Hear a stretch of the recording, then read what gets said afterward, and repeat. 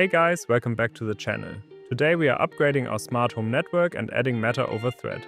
For that, SM Lite actually sent me their SLZB Ultima to test, so let's unpack it together and set it up. In here we have the main unit, which I think actually look kinda cool, like a mini router for your smart home. They also sent me the Z-Wave add-on and the PoE add-on, so let's install both of them. This is actually one area they could improve upon. Opening the Ultimate is very difficult. I actually bent some pins on a connector while trying to open it. Once it is open, it is pretty straightforward. The add-on fit perfectly into their place and you just have to rest them in. For the Z-Wave add-on, you have to press out the hole on the side and feed the antenna connector through it. Now we can close the case again, add the antennas and start setting it up.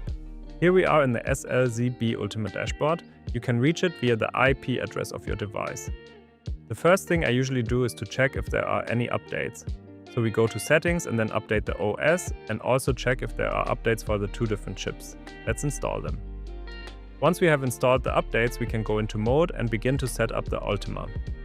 I want to use it as a ZigBee coordinator, replacing my old SLZB-06P7 and as a Matter over Thread antenna using the Open Thread Border Router add-on in Home Assistant. When you change the setting here, it installs the correct firmware. Okay, first we need to change my ZigBee coordinator. This is actually pretty straightforward, and under ZigBee 2, MQTT and ZHA, there is great instructions for it. First we need to flash the current IEEE address to our new coordinator. We can find it in ZigBee 2 MQTT under Settings and Info. We just copy it and flash it to the coordinator board. Make sure you are using the one you want to use with ZigBee. After that, we have to turn off ZigBee 2, MQTT and our old coordinator and power off all our ZigBee routers. For me, this was mostly all of my lights. Afterwards, we can turn them back on, switch the ZigBee coordinator in our ZigBee 2 MQTT settings and start it up again.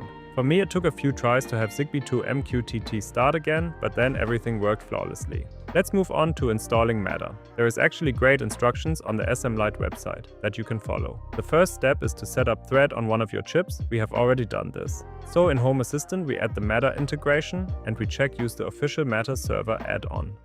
Once the Matter integration and the add-on are installed, we can start the add-on and enable Start on Boot and Watchdog. Then we install the Open Thread Border Router add-on.